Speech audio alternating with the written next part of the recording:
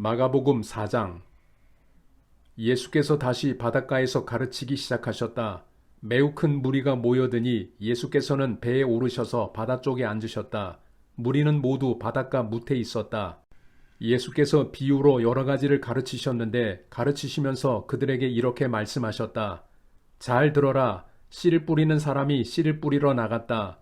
그가 씨를 뿌리는데 덜어는 길가에 떨어지니 새들이 와서 그것을 쪼아 먹었다. 또 덜어는 흙이 많지 않은 돌짝밭에 떨어지니 흙이 깊지 않으므로 싹은 곧 나왔지만 해가 뜨자 타버리고 뿌리가 없어서 말라버렸다. 또 덜어는 가시덤불 속에 떨어지니 가시덤불이 자라 그 기운을 막아버려서 열매를 맺지 못하였다. 그런데 덜어는 좋은 땅에 떨어져서 싹이 나고 자라서 열매를 맺었다. 그리하여 30배, 60배, 100배가 되었다. 예수께서 덧붙여서 말씀하셨다. 들을 귀가 있는 사람은 들어라. 예수께서 혼자 계실 때에 예수의 주위에 둘러있는 사람들이 12제자와 함께 그 비유들이 무슨 뜻인지를 예수께 물었다. 예수께서 그들에게 말씀하셨다. 너희에게는 하나님 나라의 비밀을 맡겨주셨다. 그러나 저 바깥 사람들에게는 모든 것이 수수께끼로 들린다. 그것은 그들이 보기는 보아도 알지 못하고 듣기는 들어도 깨닫지 못하게 하셔서 그들이 돌아와서 용서를 받지 못하게 하시려는 것이다. 그리고 예수께서 그들에게 말씀하셨다. 너희가 이 비유를 알아듣지 못하면서 어떻게 모든 비유를 이해하겠느냐? 씨를 뿌리는 사람은 말씀을 뿌리는 것이다. 길가에 뿌려지는 것들이란 이런 사람들이다. 그들에게 말씀이 뿌려질 때에 그들이 말씀을 듣기는 하지만 곧바로 사탄이 와서 그들에게 뿌려진 그 말씀을 빼앗아 간다. 돌짝밭에 뿌려지는 것들이란 이런 사람들이다. 그들은 말씀을 들으면 곧 기쁘게 받아들이기는 하지만 그들 속에 뿌리가 없어서 오래가지 못하고 그 말씀 때문에 환난이나 박해가 일어나면 곧 걸려 넘어진다. 가시덤불 속에 뿌려지는 것들이란 달리 이런 사람들을 가리키는데 그들은 말씀을 듣기는 하지만 세상의 염려와 재물의 유혹과 그 밖에 다른 일에 욕심이 들어와 말씀을 막아서 열매를 맺지 못한다. 좋은 땅에 뿌려지는 것들이란 이런 사람들이다. 그들은 말씀을 듣고 받아들여서 30배, 60배, 100배의 열매를 맺는다. 예수께서 그들에게 말씀하셨다. 사람이 등불을 가져다가 말 아래에나 침상 아래에 두겠느냐? 등경 위에다가 두지 않겠느냐? 숨겨둔 것은 드러나고 감춰둔 것은 나타나기 마련이다. 들을 귀가 있는 사람은 들어라. 예수께서 그들에게 말씀하셨다. 너희는 새겨들어라. 너희가 되질하여 주는 만큼 너희에게 되질하여 주실 것이요 덤으로 더 주실 것이다. 가진 사람은 더 받을 것이요 가지지 못한 사람은 그 가진 것마저 빼앗길 것이다. 예수께서 또 말씀하셨다. 하나님 나라는 이렇게 비유할 수 있다. 어떤 사람이 땅에 씨를 뿌려놓고 밤낮 자고 일어나고 하는 사이에 그 씨에서 싹이 나고 자라지만 그 사람은 어떻게 그렇게 되는지를 알지 못한다. 땅이 저절로 열매를 맺게 하는데 처음에는 싹을 내고 그 다음에는 이삭을 내고 또 그 다음에는 이삭의 알찬 나달을 낸다. 열매가 익으면 곧 낫을 댄다. 추수 때가 왔기 때문이다. 예수께서 또 말씀하셨다. 우리가 하나님의 나라를 어떻게 비길까? 또는 무슨 비유로 그것을 나타낼까? 겨자씨와 같으니 그것은 땅에 심을 때에는 세상에 있는 어떤 씨보다도 더 작다. 그러나 심고 나면 자라서 어떤 풀보다 더 큰 가지들을 뻗어 공중의 새들이 그 그늘에 깃들일 수 있게 된다. 예수께서는 그들이 알아들을 수 있는 정도로 이와 같이 많은 비유로 말씀을 전하셨다. 비유가 아니면 말씀하지 않으셨으나 제자들에게는 따로 모든 것을 설명해 주셨다.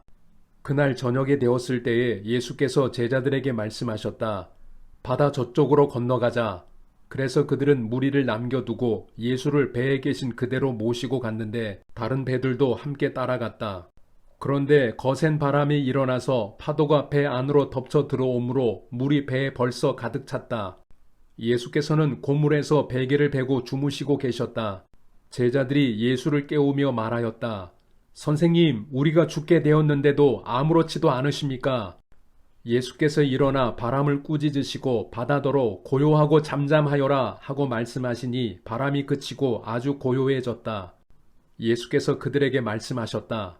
왜들 무서워하느냐? 아직도 믿음이 없느냐? 그들은 큰 두려움에 사로잡혀서 서로 말하였다. 이분이 누구이기에 바람과 바다까지도 그에게 복종하는가? 마가복음 5장. 그들은 바다 건너편 거라사 사람들의 지역으로 갔다.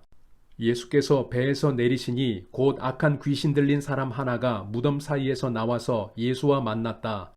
그는 무덤 사이에서 사는데 이제는 아무도 그를 쇠사슬로도 묶어둘 수 없었다. 여러 번 쇠고랑과 쇠사슬로 묶어두었으나 그는 쇠사슬도 끊고 쇠고랑도 부수었다. 아무도 그를 휘어잡을 수 없었다. 그는 밤낮 무덤 사이나 산속에서 살면서 소리를 질러대고 돌로 제 몸에 상처를 내곤 하였다. 그가 멀리서 예수를 보고 달려와 엎드려서 큰 소리로 외쳤다. 더없이 높으신 하나님의 아들 예수님, 나와 무슨 상관이 있습니까? 하나님을 두고 애원합니다. 제발 나를 괴롭히지 마십시오. 그것은 예수께서 이미 그에게 악한 귀신아, 그 사람에게서 나가라 하고 명하셨기 때문이다. 예수께서 그에게 물으셨다. 내 이름이 무엇이냐? 그가 대답하였다. 군대입니다. 우리의 수가 많기 때문에 붙여진 이름입니다. 그리고는 자기들을 그 지역에서 내쫓지 말아 달라고 예수께 간청하였다. 마침 그곳 산기슭에 노아 기르는 큰 돼지떼가 있었다. 귀신들이 예수께 간청하였다. 우리를 돼지들에게로 보내셔서 그것들 속으로 들어가게 해주십시오. 예수께서 허락하시니 악한 귀신들이 나와서 돼지들 속으로 들어갔다. 거의 2,000마리나 되는 돼지떼가 바다 쪽으로 비탈을 내리달아 바다에 빠져 죽었다. 돼지를 치던 사람들이 달아나 읍내와 시골에 이 일을 알렸다. 사람들은 일어난 일이 무엇인지 보러 왔다. 그들은 예수에게 와서 귀신 들린 사람, 곧 군대 귀신에 사로잡혔던 사람이 옷을 입고 제정신이 들어 앉아있는 것을 보고 두려워하였다. 처음부터 이 일을 본 사람들은 귀신 들렸던 사람에게 일어난 일과 돼지떼에게 일어난 일을 그들에게 이야기하였다. 그러자 그들은 예수께 자기네 지역을 떠나달라고 간청하였다. 예수께서 배에 오르실 때에 귀신 들렸던 사람이 예수와 함께 있게 해달라고 애원하였다. 그러나 예수께서는 허락하지 않으시고 그에게 말씀하셨다. 내 집으로 가서 가족에게 주님께서 너에게 큰 은혜를 베푸셔서 너를 불쌍히 여겨주신 일을 이야기하여라. 그는 떠나가서 예수께서 자기에게 하신 일을 데가볼리에 전파하였다. 그리하니 사람들이 다 놀랐다. 예수께서 배를 타고 맞은편으로 다시 건너가시니 큰 무리가 예수께로 모여들었다. 예수께서 바닷가에 계시는데 회당장 가운데서 야이로라고 하는 사람이 찾아와서 예수를 뵙고 그 발 아래에 엎드려서 간곡히 청하였다. 내 어린 딸이 죽게 되었습니다. 오셔서 그 아이에게 손을 얹어 고쳐주시고 살려주십시오. 그래서 예수께서 그와 함께 가셨다. 큰 무리가 뒤따라오면서 예수를 밀어댔다. 그런데 12회 동안 혈루증을 앓아온 여자가 있었다. 여러 의사에게 보이면서 고생도 많이 하고 재산도 다 없앴으나 아무 효력이 없었고 상태는 더 악화되었다. 이 여자가 예수의 소문을 듣고서 뒤에서 무리 가운데로 끼어 들어와서는 예수의 옷에 손을 대었다. 그 여자는 내가 그의 옷에 손을 대기만 하여도 나을 터인데 하고 생각하고 있었던 것이다. 그래서 곧 출혈의 근원이 마르니 그 여자는 몸이 나은 것을 느꼈다. 예수께서는 곧 자기에게서 능력이 나간 것을 몸으로 느끼시고 무리 가운데서 돌아서서 누가 내 옷에 손을 대었느냐 하고 물으셨다. 제자들이 예수께 무리가 선생님을 애워싸고 떠밀고 있는데 누가 손을 대었느냐고 물으십니까? 하고 반문하였다. 그러나 예수께서는 그렇게 한 여자를 보려고 둘러보셨다. 그 여자는 자기에게 일어난 일을 알므로 두려워하여 떨면서 예수께로 나와 엎드려서 사실대로 다 말하였다. 그러자 예수께서 그 여자에게 말씀하셨다. 딸아, 내 믿음이 너를 구원하였다. 안심하고 가거라.